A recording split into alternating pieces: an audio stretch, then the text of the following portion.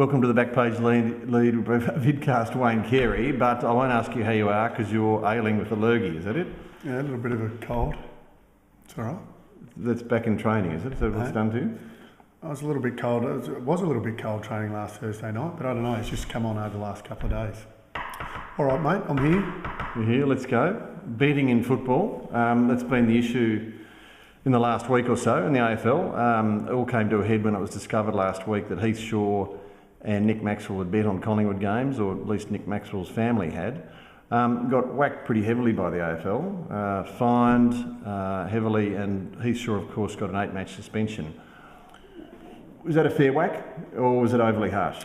I think it's a bit harsh, to be honest. There's no policy in place for this, so players, stupid, obviously, but a bit harsh when you consider that there is no policy. So, the players really don't know the ramifications. If you take drugs, there's 3 strikes. If there's a process with the tribunal, all that sort of stuff. But really, this is, I think, quite harsh, considering the amount that was put on, and the fact that they're not betting against themselves to lose. True.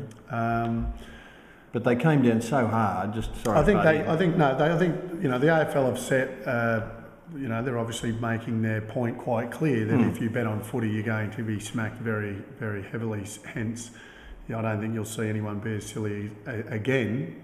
But in saying that, I think that they've been harshly dealt with. In 2007, David Hale, who was a North Melbourne player, obviously, Kieran Jack from Sydney, and I think Simon Goodwin from Adelaide, really got the rounds of the kitchen. And I'm not sure, I think Goodwin's bets were quite significant, but the other two had $5 bets. So it's not as if Heath didn't know that he was doing the wrong thing. Well, did any of those guys get 12 weeks? No, they got... it's a very good question what the penalty was. They certainly got publicly named and shamed and ridiculed. Yeah. Which is different. Didn't get 12 weeks. 12 weeks. I mean, if, like I said, if there was a process in place that you knew what you were going to get, like there is with the drug policy, if you get caught 3 times, you're going to get rubbed out for a year or whatever it is. If you knew that you were going to get 12 weeks and a $20,000 fine for putting a $10 bet on, would you go and put a $10 bet on? 14 weeks, 6 of which is... okay, so you wouldn't do it, would you? No, you wouldn't. So, hence, not knowing what the punishment is, so to speak. Once again, silly, because they did know that you're not meant to do it. By the same token, I don't think any player would be that silly knowing those consequences. So, hence, that's why I think it's a bit harsh. A little bit of hypocrisy at play too, in the fact that the TAB and other corporate bookies are so heavily involved in the game on one hand, and yet... Look, it's completely understandable that the AFL doesn't want any type of match fixing allegations and that type of thing to be brought up ever in the game. So you understand why they're harsh on it. I've always been of the opinion that if you're betting on another, on another team, for instance, how does that come into it? So... But they're making a stand, and they've made a strong one. And for that, a bit like I suppose trying to take drugs into a country where that the penalty's a death penalty, certainly stops people doing it. Well, not everyone. Not everyone, no. Just quickly on that, just on the betting issue before we move on to the weekend's action. Interesting story brought up by the Sunday Herald Sun. Tyson Goldsack is enshrined in the official portrait of their premiership win last year, holding a betting ticket, and apparently that betting ticket relates to a $5 bet Tyson's mother had on him kicking the first goal in the grand final because she knew he was playing up forward, and she won at 80-1, so won $400. The AFL has decided not to take any action against Tyson or his mother, which has led to accusations of kind of double dealing and double standards by James Brayshaw, among others. I mean, is that an issue that bugs you? Well, double standards. Well, they're both at the same club. One's been and gone. How do you police a player going home and telling family members, friends that you happen to be starting forward or back? I mean, you do that all the time. I walk, walking up the street, players would get asked, how are you going to go this week? Where are you playing? And unless it's a big secret leading into the game, but generally you'd say I'm starting at centre half back this week, or I'm starting at centre half forward. You can't police that. I think that, and hence Maxwell's been very harshly dealt.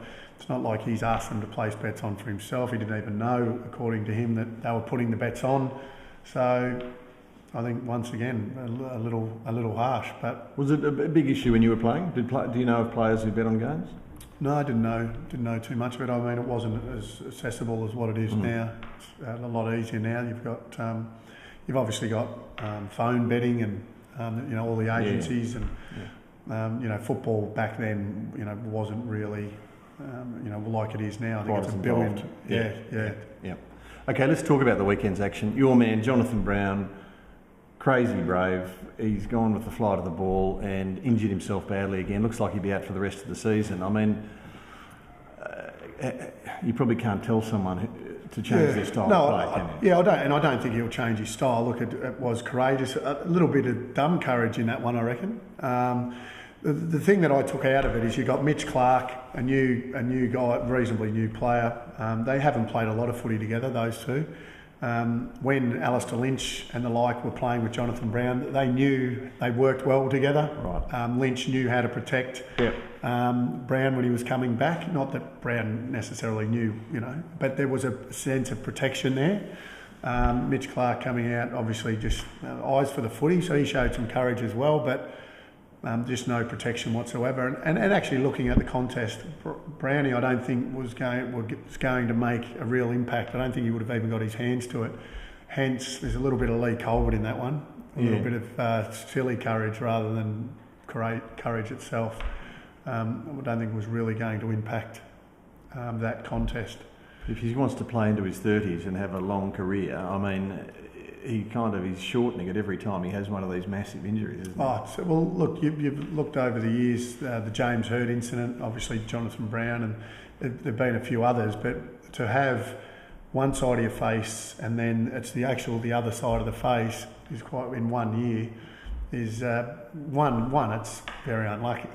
But that incident, I mean, the first one was a bit of a freak accident, and that one there was just unlucky, really. But you used to go back with the flight of the ball quite often, and often taking chest marks, so you sort of face. Yeah, well, I think that's, and I think that, Brownie running back there, I don't think he was ever going to get to that ball. Hence, probably a little bit of dumb courage involved in it. But the one thing you're not going to do. He's not going to change the way he plays. It's instinctive, isn't it? It's instinctive, and just a real shame, just bad luck, because we've probably only really ever seen Jonathan Brown play one full year, I love watching him play, so it's a shame that we won't get to see him for the rest of the year. Yeah.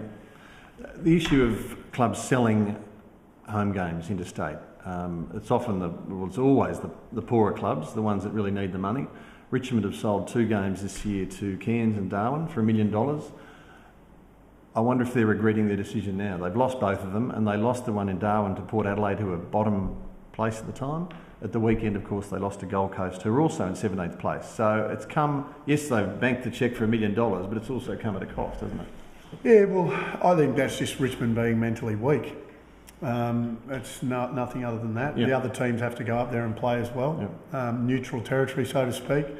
Like you said, clubs have to reinvent themselves and have to go and play games away so they can, stay in the game with the bigger clubs like the Collingwoods and the Adelaides and the West Coast. Yep. So they do have to play games elsewhere. Yep. What do you mean mentally? Well, I think they've shown a few times this year that, just on occasions where they just haven't prepared properly. They got off to a great start, but they basically put the cue back in the rack. And one thing that we've learned about the Gold Coast and Guy McKenna is he really lets them play, and they will always keep coming, and they take the game on. And Richmond, like I said, mentally weak in terms of going up there and obviously not preparing the way you're meant to prepare. And that's all you can say, because it's not a physical thing. I think we'd agree that right now Richmond are probably ahead of the Gold Coast in terms of where they're at as a football side. But unprofessional, just not prepared, not mentally prepared for a full game of AFL footy, and they cop their right whack again. It's almost a coach killer, isn't it? Losing to Gold Coast in their first season. I mean, a career killer for Damien Hardwick. I know he's probably safe, but gee, you can do without results like this.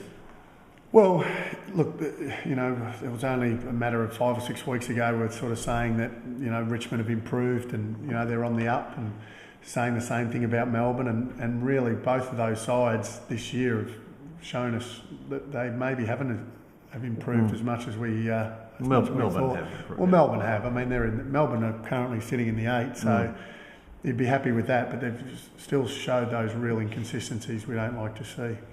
We should give Gold Coast a pat on the back, which you've done. I mean, they've won 3 games in their maiden season, which I reckon they'd probably be happy with, wouldn't they? There might be more to come.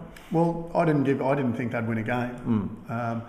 So yeah, all credit to them, and I think all credit to Guy McKenna and the way he's gone about it and stuck with, and he's given the young guys their heads, and they just love playing footy. They're an exciting team. They've got some great talent, and look, they may very well pinch another 1 or 2 before the end of the year. They led Geelong at half time, so they've definitely got some, a big future to look forward to. Speaking of exciting games, the Bulldogs played North yesterday at Etihad in the twilight game. Only 22,000 there, which was a shame because it was a really fast, open, free-flowing game that netted about 40 goals, I think. Kevin Bartlett said it was the best game of the season he'd seen. It's not really the sort of footy that wins your finals, though, is it? No, but the Kangaroos, I think the Kangaroos will be disappointed with the crowd with 22,000, but be very happy walking away with the points. They still give themselves a chance now of playing finals footy. I think they're on the same amount of points as the Bulldogs, about a game out of the 8. So, they're hanging in there, and the Bulldogs will be disappointed with that. Best game of the year, not so sure, KB, but all in all, though, a great game for the AFL and also for the Kangas. I don't want to quote Kevin Bartlett throughout this vidcast, but he also thought Daniel Wells, the Kangas number 8, was the most improved player in the league this season.